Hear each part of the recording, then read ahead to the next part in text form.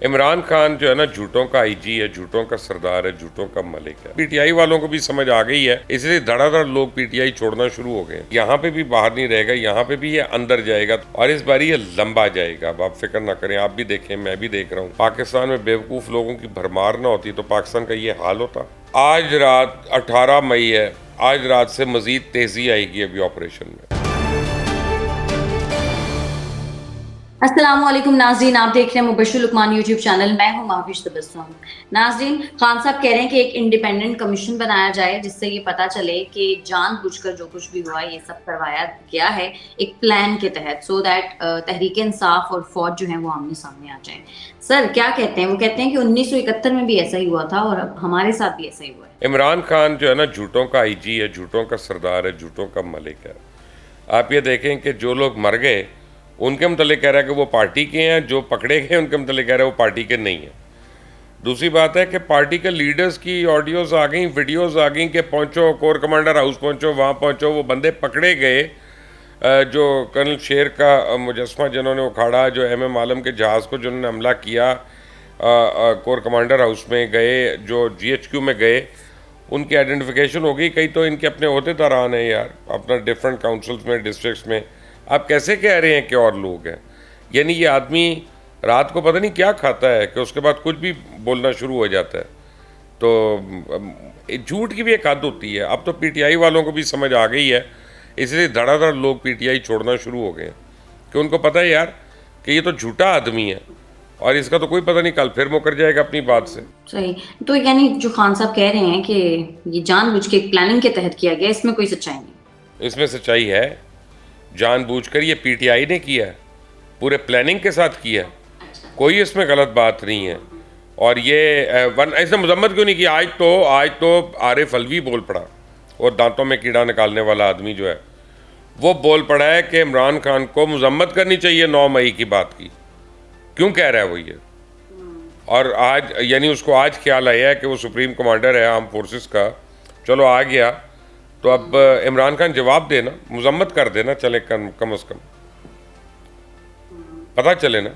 Sir, Tehreek Insaf America और lobbying firm की मदद से एक खत लिखा गया है जिसमें पाकिस्तान को एक ऐसा मुल्क बनाकर पेश किया गया है जहां पर सिविल वॉर हो रही है, और उस पर 66 कांग्रेस के जो अरकान हैं उन्होंने दस्तखत किए हैं। सर, आपको लगता है इससे कुछ हासिल हो पाएगा? नहीं, बिल्कुल हासिल हो पाएगा। आपको तो कम से कम नज़र आ जाना चाहिए कि पाकिस्तान दुश्मन कौन है। आप लोगों को तो अब अकल के नाखून लेने चाहिए कि जो पाकिस्तान के ख़िलाफ़ इस तरह की बातें कर रहा है और अमेरिका में प्लीड कर रहा है, तो उसी अमेरिका के आगे जिसके मतलब कहता है कि जो उसने रजीम चेंज किया, उसने हमारी हुकूमत गिरा दी पहले, उसी के आगे उससे आज़ादी चाहिए। ये आज़ादी ले रहे हैं यानी, और झूठ बोल बोल कर आप एक बयानिया बना रहे हैं। 666 भी साइन कर दें, हकीकत बदल जाएगी। हकीकत यह है कि इमरान खान झूठ बोल रहा है, झूठा आदमी है। अब यानी मैं अब और क्या कह सकता हूँ इसको। वक्त का अब्दुल्ला बिन उबई है, ये मुनाफिकीन का सरदार है। सर, अगर देखा जाए सिविल वॉर तो हो रही है ना इस वक्त, तो आप नहीं, अपना माविश, सिविल वॉर खौफनाक चीज़ होती है। आपको नहीं पता सिविल वॉर क्या है? आज जाएं, गूगल करें, पता करें कौन कौन सी सिविल वॉर्स हुई हैं और फिर सिविल वॉर क्या होती है। ये सिविल वॉर नहीं है, ये लॉ एंड ऑर्डर इम्प्लीमेंट हो रहा है। हुकूमत अपनी मुरवजा ताकत इस्तेमाल करके रियासत को चैलेंज करने वाले और हाथ में हथियार उठवाने वाले दहशतगर्द, या इंडियन फिल्मों में जैसे कहते हैं आतंकवादी, उनको राउंड अप कर रही है, उनको छितर मार रही है। और ये बहुत पहले मारने चाहिए थे इनको, तो ये दिन भी ना होता। सर, वैसे आपको हालात किस तरह? आपको मैं एक रिपोर्ट दे दूँ, चले। क्या? आज रात 18 मई है, आज रात से मजीद तेजी आएगी अभी ऑपरेशन में। गिरफ्तारियों में? मैं कह रहा हूँ मजीद तेजी आएगी ऑपरेशन में, उसमें हर किस्म की चीज़ आ जाएगी। सर, काफी लोग तो हो चुके हैं गिरफ्तार, तो हर किस्म की चीज से क्या मतलब? खान साहब गिरफ्तार होंगे क्या? नहीं नहीं, कान को क्यों? ये खुद अपना, ये तो डरपोक आदमी है, इसको एंड में करेंगे गिरफ्तार। सर, वैसे आपको हालात किस तरफ जाते हुए दिखाई दे रहे हैं? जिस तरह से इतने लोग तहरीक इंसाफ छोड़ रहे हैं, आपको लगता है पार्टी खत्म हो जाएगी या फिर इन लोगों की अपनी ही सियासत खत्म हो जाएगी? क्योंकि मुश्किल वक्त में पार्टी छोड़ने वाले कभी फले फूले तो नहीं। हाँ, तो मुश्किल वक्त में जब छोड़ के आए थे पीटीआई में तो उनकी तो बड़ी फली फूली थी। ये क्या बात है कि पीटीआई आए तो फल फूल जाएं और पीटीआई से जाएं तो तबाह हो जाएं? सर तब भी ऐसी नहीं बात फली फूली ना, देखें हुकूमत तो 5 साल तो पूरे कर नहीं सकी थी।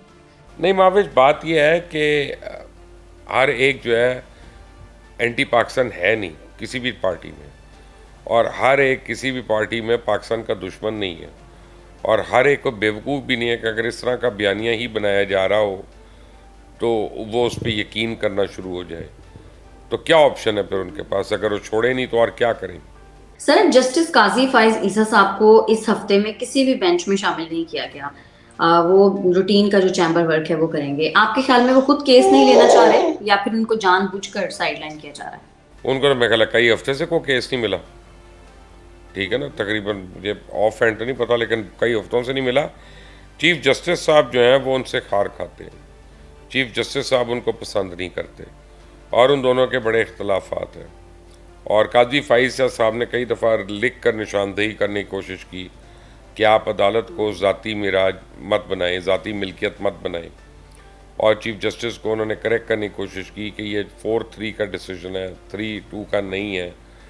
तो उनके बहुत मेजर इख्तलाफात हैं। तो चीफ जस्टिस कभी भी नहीं चाहेंगे कि काजी फाइज साहब जो हैं वो अब लाइमलाइट में आएँ किसी भी तरह से, कम से कम जब तक वो हैं तब तक। तो सही से सर खबरें ये भी गर्दिश करी हैं कि खान साहब को कोई 2-3 ऑप्शंस दिए गए हैं। एक तो ये कि वो बाहर चले जाएं या फिर वो जेल चले जाएं। आपके ख्याल में वाकई ऐसा कुछ है? ये खान साहब के अपने बंदे सारों को ऑप्शंस बता रहे हैं। बेसिकली वो एक से एनआरओ मांग रहा है इमरान खान, एनआरओ उसको मिलना नहीं, इसको कोई नहीं जाने देगा बाहर, इसको कोई नहीं निकलने देगा बाहर। और अब ये बल्कि यहाँ पे भी बाहर नहीं रहेगा, यहाँ पे भी ये अंदर जाएगा थोड़े अरसे के बाद, और इस बार ये लंबा जाएगा। अब आप फिक्र ना करें, आप भी देखें, मैं भी देख रहा हूँ, इंशाल्लाह अल्लाह ताला मेरी बात को सही साबित करेगा। लेकिन कोई इसको ऑप्शंस नहीं दिए जा रहे, कोई उससे बात नहीं कर रहा। Nobody trusts him. Nobody wants to deal with him with a 10-foot pole. I mean, he's so untrustworthy. तो सर अभी जब वो गिरफ्तार हुए थे तो आपके ख्याल में उनसे कोई इस तरह की बात की गई होगी? किसी ने नहीं की, कोई बात नहीं की गई। बात की गई होती तो खान साहब पता नहीं और कहाँ पे होते फिर इस वक्त। फिर इस वक्त तो लंदन में ही बैठे होते और वहाँ से वी लॉग कर रहे होते। सर आपको लगता है खान साहब को ये ऑप्शन दिया जाए तो वो बाहर चले जाएंगे? नहीं, सर मुझे नहीं लगता। उनको ऑप्शन ही नहीं मिलेगा। ऑप्शन दिया गया फौरन जाएंगे। ऑप्शन क्यों नहीं मिलेगा? मिल भी ईसीएल पे ईसीएल पे अभी तो ईसीएल से कौन हटाएगा? कल को मिल भी सकता है ना ऑप्शन, अगर नवाज शरीफ साहब को कल को। देखिए, पाकिस्तान में कुछ भी हो सकता है, लेकिन आपको मैं एक बात बताऊं कि एक डरपोक आदमी है, वो बहुत कुछ कर लेगा, आप फिक्र ना करें। वो इंतहाई डरपोक आदमी है, जो भी उसको जानता है वो आपको यही बात बताएगा जो मैं आपको बता रहा हूँ। सर लेकिन एक बात है ना, अगर वो डरपोक होते तो वो इस वक्त पाकिस्तान में क्या कर रहे हैं? वो चाहते तो वो बाहर अपने बेटों के पास चले जाएं, वो क्यों यहाँ पे बैठे हैं? जी जी, वो बेगम एक तो बाहर नहीं है, बेगम इधर है। और दूसरी बात ये, वो टेक्निकल आप गलत बात कर रही हैं, बेगम इधर है। और दूसरी बात ये है कि इतने बहादुर हैं, उनके बेटे अपने बेटों के पास चले जाएं। बाल्टियाँ ओढ़ के व्हील चेयरों पे बुलेट प्रूफ, और ये बहादुरी की अलामतें हैं। और जब पुलिस गिरफ्तार करने आई तो व्हील चेयर भी वहीं रह गई, प्लास्टर भी उतर गया, सोजन भी ख़त्म हो गई टांग की। मिरेकलस थेरेपी हुई है उस टांग की एक ही दिन में, कि भागना दौड़ना भी शुरू कर दिया, सुप्रीम कोर्ट की सीढ़ियाँ भी फलांग रहे हैं, सब कुछ हो रहा है। टांग में सोजन नहीं हुई उसके बाद दोबारा, कैसी मालिश हुई है टांग की आप ये देखें। और वो रेंजर्स वाले दौड़ा के लेके जा रहे थे प्रिजन वैन तक, और भाईजान दौड़ते हुए गए हैं। सर ऐसी बातें ना करें, मेरी फैमिली वाले उस वीडियो को देखकर कई रोए हैं।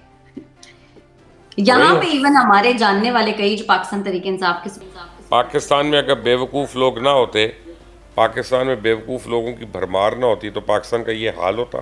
सर मैं यहाँ की बात कर रही हूँ, यहाँ पे भी है ना लोग, वो भी, उनका तो ताल्लुक ही कोई नहीं कि वो बात करें। उनसे कहें कि अगर इतना पसंद है पाकिस्तान तो यहाँ के रहे ना। सर उनको पाकिस्तान नहीं, उनको खान साहब पसंद है तो अपने पास ले जाए, अपने घर में ले जाए, लेकिन उससे पूछ ले खाबर मानिका से पहले के घर में लाने वाले के साथ होता क्या है। सर अच्छा जी, जो सदर आरिफ अलवी साहब ने कहा है, स्टेटमेंट जो दी है, उन्होंने कहा खान साहब को 9 मई के जो वाकयात उनकी मजम्मत करनी चाहिए। आपको लगता है वो कभी मजम्मत करेंगे? अगर उसको लगेगा उसका फ़ायदा है वो कर देगा, लेकिन अभी तक उसको ये लग रहा है कि डिफाइंस में उसका फ़ायदा है तो वो डिफाई करी जा रहा है। और आप कर भी दे तो क्या फ़र्क पड़ता है? इतने दिन गुजरने के बाद आज 18 तारीख हो गई, 9 दिन हो गए, कोर्ट में उसको मौका था कि कोर्ट के सामने जब कोर्ट ने कहा आप उसकी मजम्मत कर दें तो उसने कहा मैं नहीं करूँगा। तो अब वो कर दे तो सबको पता है कि वो झूठ कई लोगों ने झूठ बोला है, वो भी बोल देगा झूठ। सर बिलियन ट्री सुनामी मंसूबे के जो सरबराह हैं मलिक अमीन साहब, उन्होंने भी पाकिस्तान तहरीक इंसाफ छोड़ने का ऐलान किया। वो कहते हैं कि पार्टी इस वक्त जो है वो किसी एजेंडे के तहत हाईजैक हुई हुई है। सर कौन से एजेंडे की बात करें? पहली बात तो करेक्ट करें अपने आप को, बिलियन ट्री नहीं, 2 दर्जन ट्री, 2 दर्जन ट्री लगे, बाकी पैसे पीरनी के घर में गए, बाकी पैसे इमरान की जेबों में गए, बाकी के पैसे और करप्ट लोगों ने खाए बीच में से, ठीक है ना। तो वो बिलियन ट्री तो है ही नहीं कि ज़रा आने दें नैब में तहकीकात उसकी। और दूसरी बात यह है कि ये खान के अपने लोग कह रहे हैं, मैं तो कह नहीं रहा महविश, फिर आपके घर वाले रोएंगे तो अब मेरे पास तो कोई इलाज नहीं है उसका। मैं तो उनको टिशू का डब्बा भिजवा सकता हूँ एक सारों को, उससे ज़्यादा तो मैं कुछ कर नहीं सकता। सर खान साहब कह रहे हैं कि जो नैब कानून है वो आइन से मुतसादिम है, तो मैं इसमें पेश नहीं हो सकता। तो अगर खान साहब पेश नहीं होंगे तो फिर कैसे ये परस्यू आगे? तो फिर अगली बार उसी तरह गाड़ी में जाएंगे जिस तरह लेके गए, फिर आपके घर वाले रोएंगे, आप फिर बाहर नहीं आएंगे, क्योंकि फिर कोई अदालत भी नहीं उनको छुड़वा सकती ये कह के कि आपने कानून की पासदारी करनी है। आज उनकी पेशी थी, नैब ने बुलाया हुआ था और उनको अतर बनल्ला साहब ने जब बेल दी थी तो कहा था कि आप ताउन करेंगे इन्वेस्टिगेशन से, ताउन नहीं करेंगे तो फिर आप अदालत को आप एम्बेरस करेंगे। तो अब अदालत को तो उन्होंने एम्बेरस कर दिया, तो अब उनको रिलीफ कौन देगा? वो जाएंगे अंदर, फिक्र ना करें।